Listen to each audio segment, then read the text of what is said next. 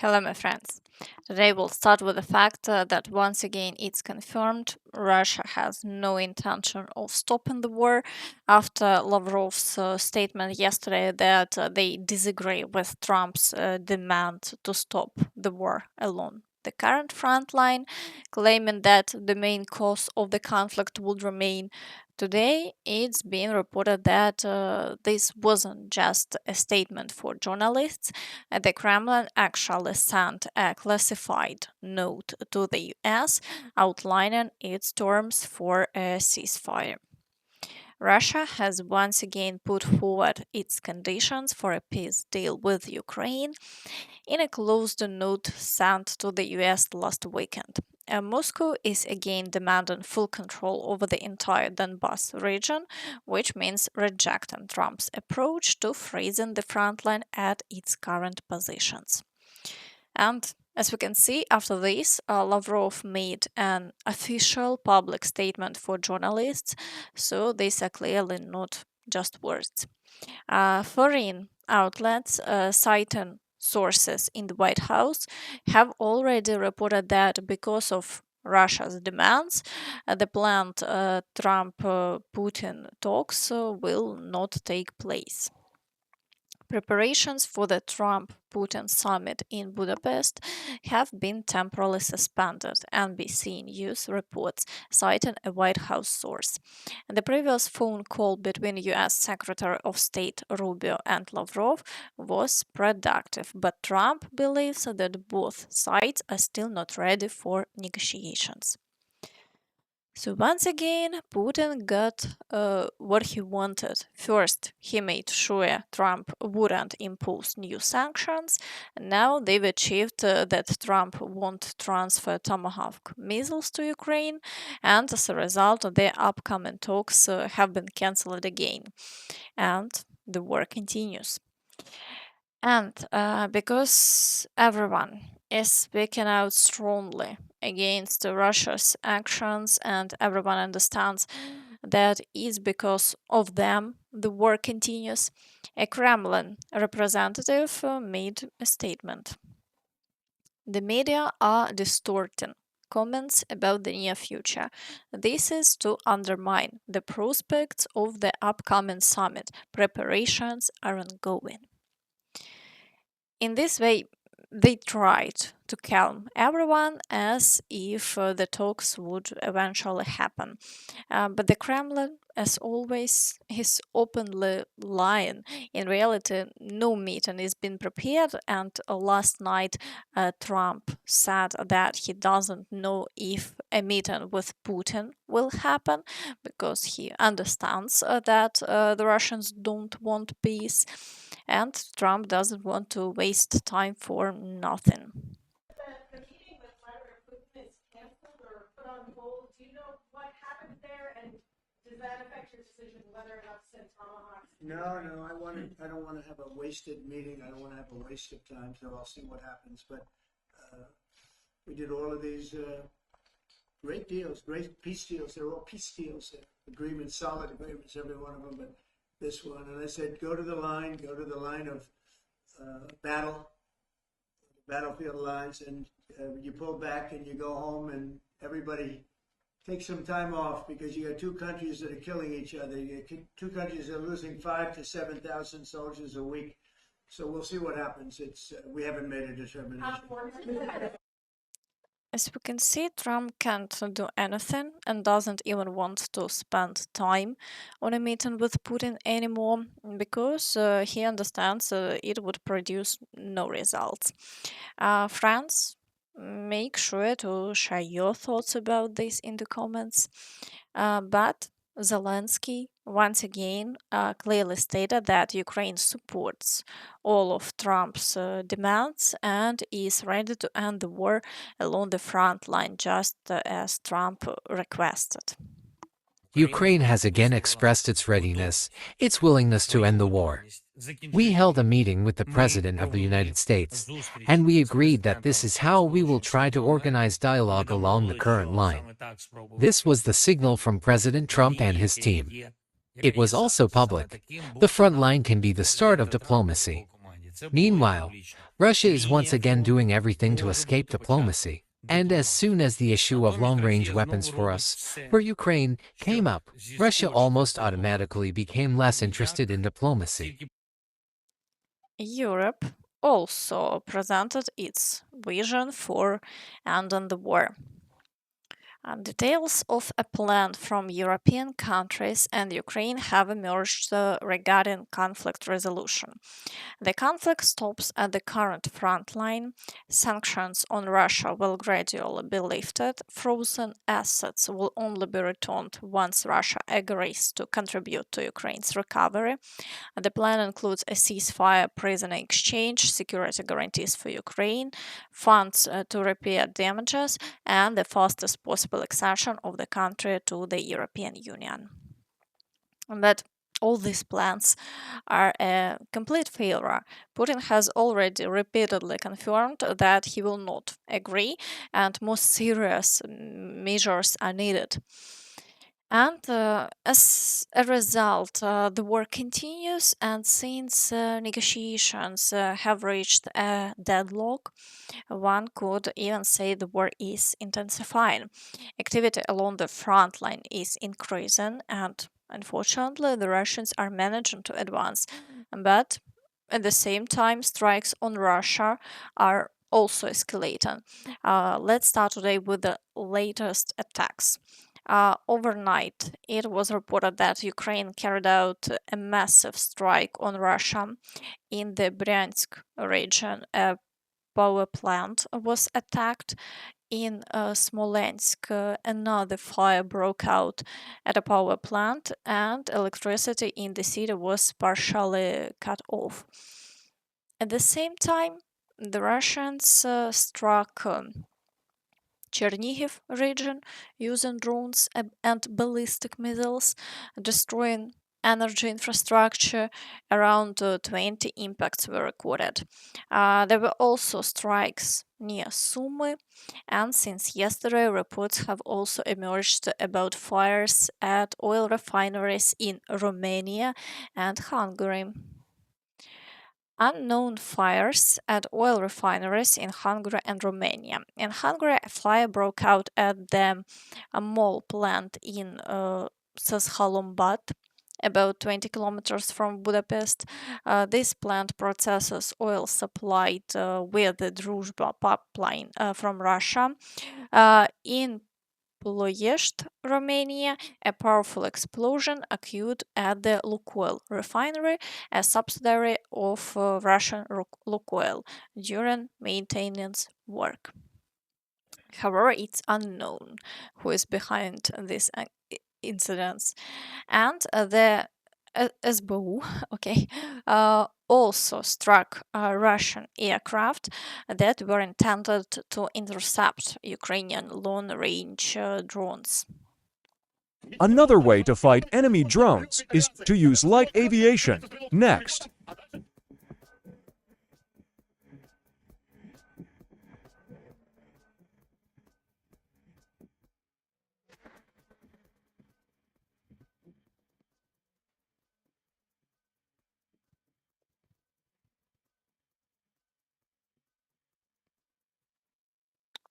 This way, the fight continues, but dealing with Russia would be easier using long range missiles. However, Trump is not providing Tomahawks, and currently Ukraine doesn't have enough of its own missiles. And therefore, attacks continue with drones. Friends, share your thoughts about this in the comments. Now let's move to the front line where the situation is extremely difficult. Starting with the Dobropilla direction, the Russians are assaulting Nikonorivka, Dorozhny, Shahove, Penkivka, Volodymyrivka, and Sofiivka. According to preliminary information from the Russians, they achieved some small gains. The Russians expanded the gray zone near Shahove, and the Ukrainian fighters confirmed this advance. Dobropilya direction. Our soldiers cleared the northern part of Volodymyrivka from Russian forces, broke through the main defensive line, and advanced to the approaches of the industrial zone, which we currently control. And the Russians are not giving up, bringing in reinforcements and attempting to retake lost ground, so the work is far from finished. We are holding positions and preparing to repel counterattacks. Northwest of Shahove, the Russians have made advances. The battle is happening house by house. They are trying to secure themselves in the residential area to establish a bridgehead. If they succeed, we will need to regroup our forces and prepare suitable lines for a counterstrike to prevent them from consolidating and pushing us out of our positions. Thus, the fighting continues, and the Russians are gradually trying to advance despite losses. In the Pokrovsk direction, activity also remains high, and the Russians are assaulting Rodinske, Krasny Liman, the outskirts of Mirnograd, Novoekonomichne, Lysivka, and Novopavlivka, while fighting continues in Pokrovsk, and they are assaulting Molodetske. Although yesterday the Russians claimed that the village was already under their control. Offensive actions in the areas of Udachne, Kotlin, and Zvirove continue. Officially, no new Russian advances have been confirmed yet. According to unofficial reports, the Russians are already occupying nearly the central part of Pokrovsk and are breaking through closer to the center of Rodinske. Therefore, the toughest fighting today is taking place in these towns. Each day, the situation is worsening. Stopping the Russian advance completely hasn't yet been possible, and drones are operating at full capacity here. In the Novopavlivka direction, the Russians are assaulting Dachne, Iskra, and Alexandrograd, but there have been no changes in the past 24 hours. In the direction of Pokrovsk, Dnipropetrovsk region, the Russians are assaulting Sosnivka and Oleksiivka and breaking through toward Orestopil. The situation in this direction is rapidly worsening, and the Russians are paradoxically managing to advance. So activity here is at its peak, over 20 assaults in a single day. In the Hulaypole direction. After capturing Poltavka and Malinivka, the Russians are not launching new attacks and are pulling up additional reserves. So for now, we are waiting to see how events will develop next. In the Zaporizhia direction, activity has increased significantly. Yesterday, the Russians tried to break through to Molotokmachka, but the Ukrainian forces managed to repel them. According to Russian statements, some groups still managed to secure new positions. We are waiting for detailed information. The Russians are also advancing toward Novoandriivka, assaulting Sherbaki, Stepove, Stepnogirsk, and the outskirts of Primorsk.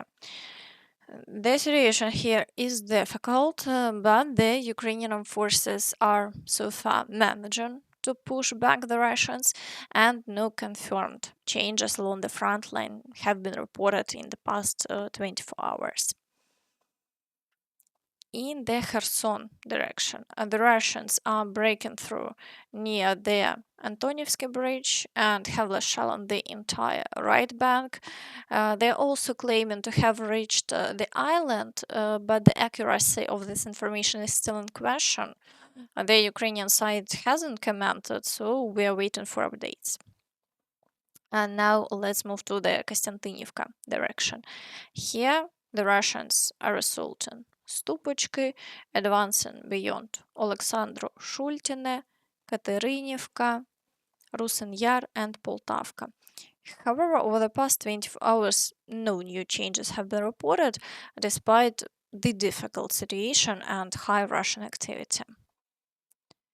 In the Siversk direction, the Russians are attacking Yampil, Dronivka, Zvanivka, and are breaking through toward Siversk and the area around Fedorivka.